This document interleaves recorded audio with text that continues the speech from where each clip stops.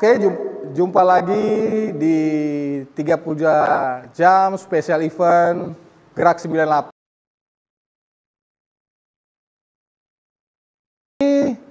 Kita kedatangan narasumber spesial, senior, tokoh juga. Beliau ini banyak menginspirasi kawan-kawan aktivis ya. Saya perkenalkan langsung.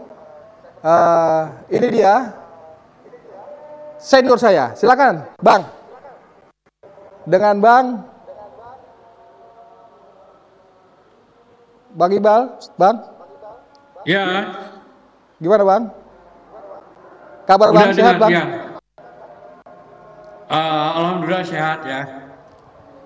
Nah, lama tidak jumpa ya, Bang? Iya. Oke, Bang, kita langsung aja nih, Bang. Oke. Ini kan kita menghadapi pemilu 2024. Fenomena demokrasi hari ini kan ada sedikit pergolakan. Ya, betul. Nah, Abang sebagai penggiat HAM, Bang, sebagai penggiat HAM, bagaimana melihat fenomena demokrasi ini dari kacamata hak asasi manusia? Nah,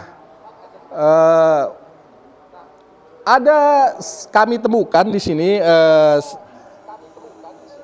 bahwa ada indeks hak asasi manusia Indonesia pada tahun 2003 mendapatkan skor 2,3, menurun gitu ya, Bang, dibandingkan tahun-tahun sebelumnya. Nah, ya.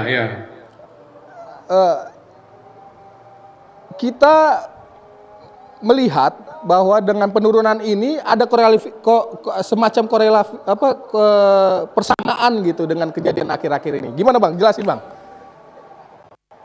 Ya, memang jelas ya, jelas sekali kelihatan korelasinya antara apa yang terjadi sekarang dengan indeks penegakan hak asasi manusia pada tahun 2003 dan memasuki tahun 2004 ini. Salah satu lembaga HAM internasional yang sangat kredibel, yaitu Amnesty International, itu biasanya setiap tahun, di akhir tahun, selalu meluncurkan indeks kondisi hak asasi manusia di berbagai negara. Kemudian juga kedutaan Amerika Serikat ya, juga setiap tahun mengeluarkan Human Rights Report secara global ya, di mana ada kedutaan Amerika di berbagai negara. Nah, kedua report ini ya jelas yang independen itu adalah Amnesty International. Nah, sedangkan Human Rights Report yang dikeluarkan oleh pemerintahan Amerika itu mencerminkan kepentingan Amerika ya. Nah, karena itu mungkin kita akan melihat aja kondisi yang dilihat oleh Amnesty International. Apa yang dicatat oleh Amnesty International itu secara global itu tidak banyak kelirunya, dan justru banyak terkonfirmasi dengan kasus-kasus yang terjadi di sepanjang tahun 2004 ini. Apa yang mencolok di tahun 2024 ini adalah terkait dengan hak-hak politik ya, political rights, seperti misalnya kebebasan menyatakan pendapat, kebebasan berekspresi, kebebasan berorganisasi, kebebasan menyampaikan kritik atau protes pada pemerintahan yang sedang berkuasa. Nah, itu kita lihat dalam tahun-tahun terakhir ini, khususnya pada tahun 2023, itu menunjukkan kemerosotan yang sangat drastis bila dibanding tahun yang lalu.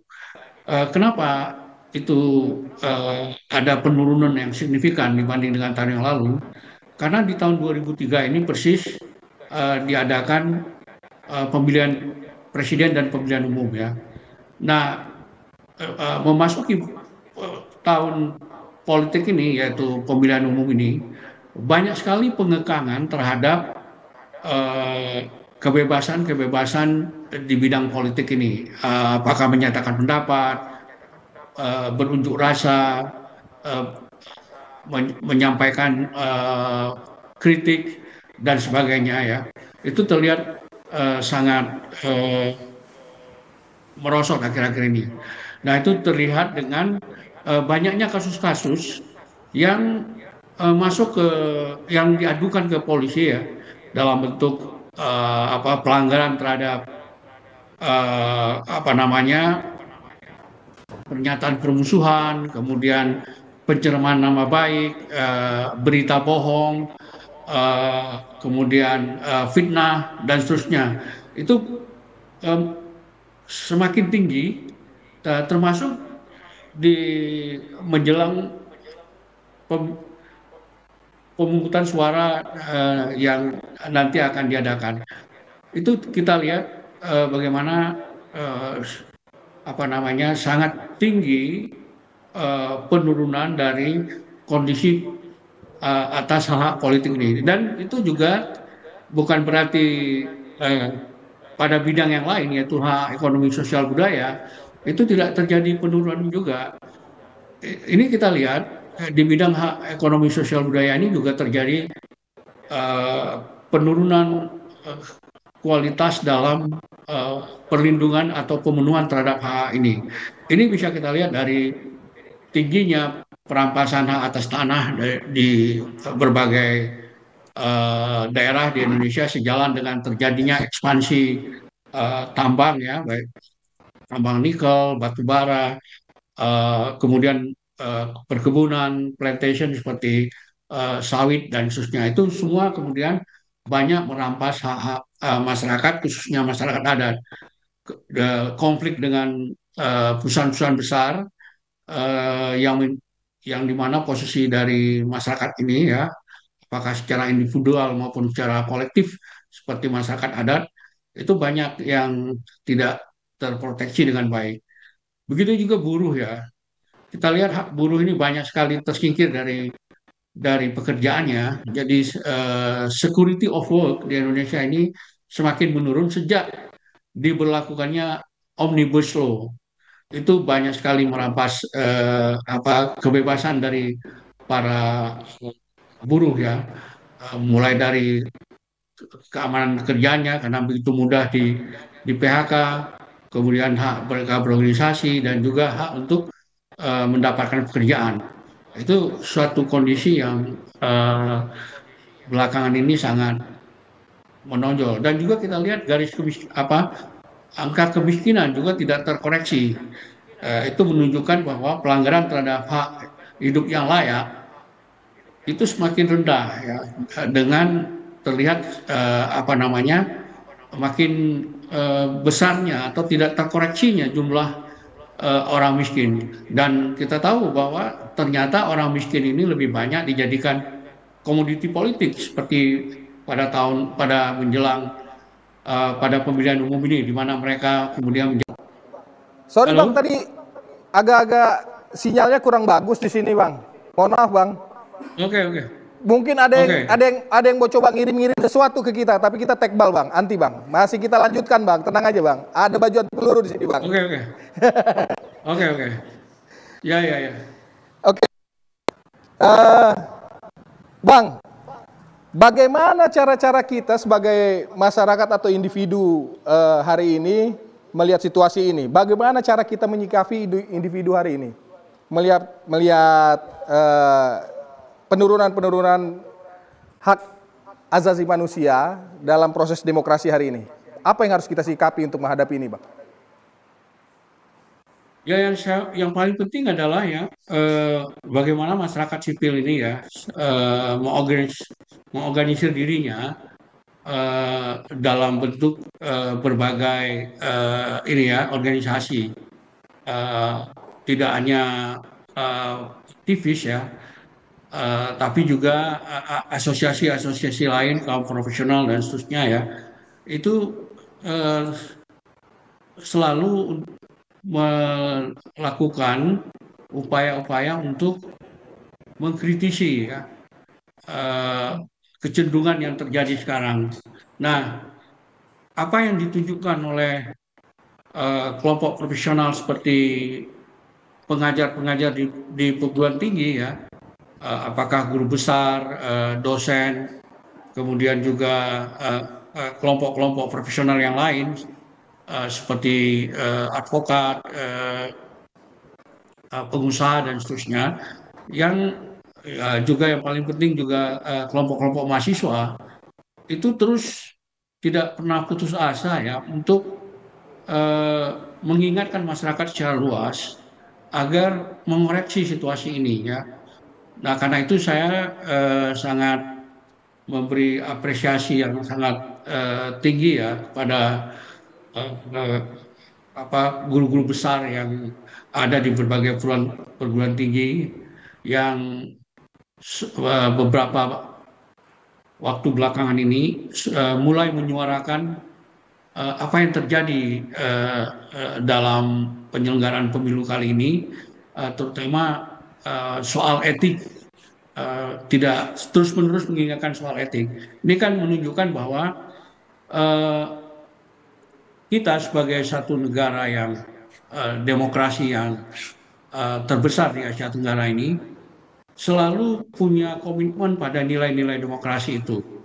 Nah, karena itulah, karena kepercayaan pada nilai-nilai demokrasi ini, melihat nilai-nilai demokrasi itu di, tidak digubris oleh penyelenggara negara sekarang ini, maka muncullah reaksi-reaksi ini, termasuk eh, kelompok-kelompok politik di partai politik dan juga kelompok-kelompok independen eh, selalu mengkritisi eh, apa namanya kecenderungan yang semakin memburuk ini. Nah, yang kedua menurut saya selain masyarakat sipil ini mengorganisasikan dirinya untuk mengembangkan sikap kritis, yang kedua menurut saya adalah eh, kita harus menggunakan sarana-sarana yang tersedia dalam mengoreksi apa yang sedang terjadi sekarang. Misalnya, untuk menjaga pemilu yang jujur, adil, dan berintegritas ini, kita harus uh, mengorganisir diri dalam bentuk berbagai apa namanya upaya untuk melakukan monitoring atau memantau pelanggaran-pelanggaran yang terjadi dan kemudian melaporkan ke saluran yang tersedia seperti Bawaslu dan seterusnya, termasuk DKPP, dan juga penggunaan mekanisme pengadilan untuk menyelesaikan hal-hal seperti ini. Nah, ketiga, menurut saya yang juga lebih penting dalam konteks ini, penggunaan apa ya, penggunaan eh, aksi-aksi peaceful ya, aksi-aksi damai dengan melakukan unjuk rasa di berbagai tempat untuk mengajak eh, apa namanya penyelenggara negara ini untuk mengoreksi apa yang mereka lakukan. Nah, menurut saya tiga hal ini yang penting sekali dilakukan untuk eh, tetap kita ini bisa apa demokrasi di Indonesia ini tetap terjaga dan tidak setback ke belakang ya, tidak kembali ke masa otoritarian yang sudah terjadi hampir 35 tahun yang lalu. Hampir 35 tahun bertahan ya otoritarian ini. Kita sangat apa khawatir kecenderungan kembali ke masa otoritarian ini akan terjadi melalui mekanisme pemilu sekarang ini. Iya Bang, tandanya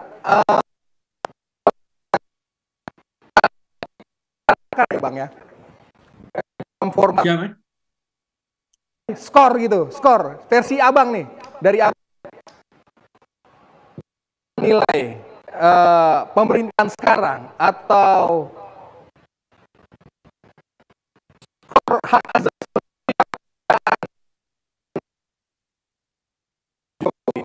skornya berapa Bang? Putus Mas, coba diulangi lagi pertanyaannya. Nggak kedengaran. Hilang suaranya. Oke, Bang. Katakan Bang, seperti yang Abang sampaikan tadi, pemerintahan Jokowi hari ini dari berapa Bang? Dari Abang? Hilang Mas. Hilang suaranya. Ah, coba Suaranya ulang. hilang. Itu dengar. Aduh, hilang lagi. Ah, Aduh, hilang Mas. hilang ya? Itu muncul, hilang, Oke, coba. hilang, muncul lagi. Halo, Tes coba. masuk Bang. Masuk Bang. Halo. Halo. Tes. Ya. Bang. Pemerintahan Jokowi hari ini, Abang kasih nilai berapa Bang? Ya, kalau skor Dalam yang bentuk nilai. Kalau Abang sebagai dosen gitu, kasih ke murid, ke mahasiswa, kasih nilai berapa Bang?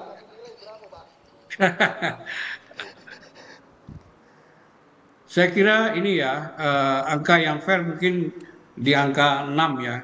6 ya. Tapi kalau untuk bidang demokrasi dan hak asasi, saya kira di angka yang 5 gitu ya, karena menurut saya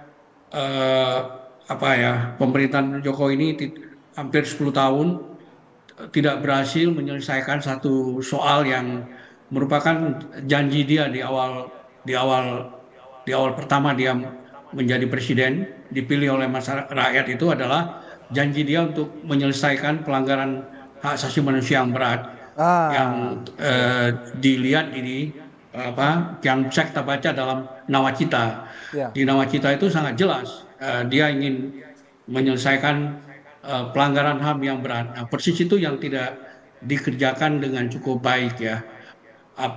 Memang dia mengerjakan di akhir-akhir ini, yaitu membentuk tim penyelesaian non judicial.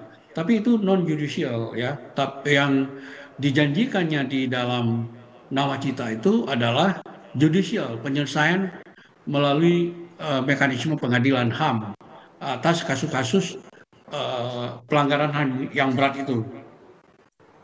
Ya, Bang. Termasuk Kanjuruhan Bang. Gimana dari Abang? Kalau menurut pandangan Abang terkait dengan Kanjuruhan Bang? Itu kan parah juga tuh Bang. Harusnya diselesaikan. Kenapa? Ya, Kanjuruhan menurut Abang gimana kasus Kanjuruhan? Menurut saya kasus Kanjuruhan ini menunjukkan ya tidak propernya pemerintah dalam menyelesaikan apa yang sebetulnya terjadi di Kanjuruhan itu,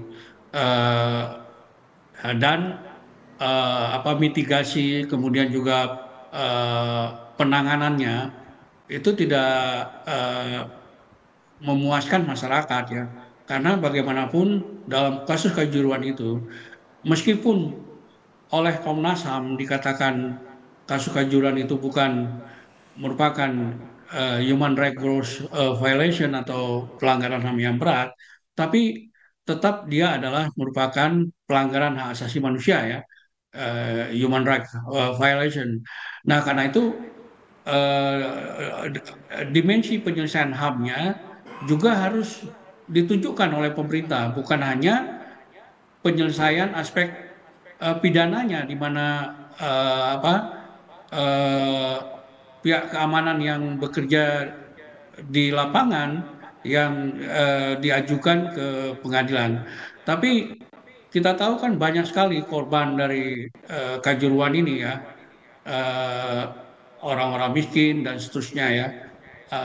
Nah, mestinya ada pendekatan hak asasi terhadap korban-korban ini yang kehilangan anaknya, suaminya, saudaranya dan seterusnya. Yang itu yang saya tidak lihat ada sentuhan eh, me- mendekati atau menyentuh ya eh, korban-korban ini. Nah, korban-korban ini seperti dibiarkan seakan-akan dengan diadilinya beberapa eh, aparat keamanan yang menjaga situasi keamanan pada saat itu dianggap dengan membawa mereka ke pengadilan itu bisa memberikan keadilan bagi semua korban eh, yang gugur pada kasus kanjuruhan itu. Itu tidak cukup. Harusnya pemerintah juga memberikan eh, apa namanya, memberikan restitusi ya, memberikan pemulihan kepada para korban ini, termasuk kepada keluarga mereka, sehingga ada apa namanya, ada keadilan dalam kasus ini. Dan kasus ini sebetulnya kan membuat eh, masyarakat internasional ragu dengan penyelenggaraan sepak bola di Indonesia, terutama karena eh, kemampuan untuk mengelola kalau situasi chaos di stadion-stadion itu.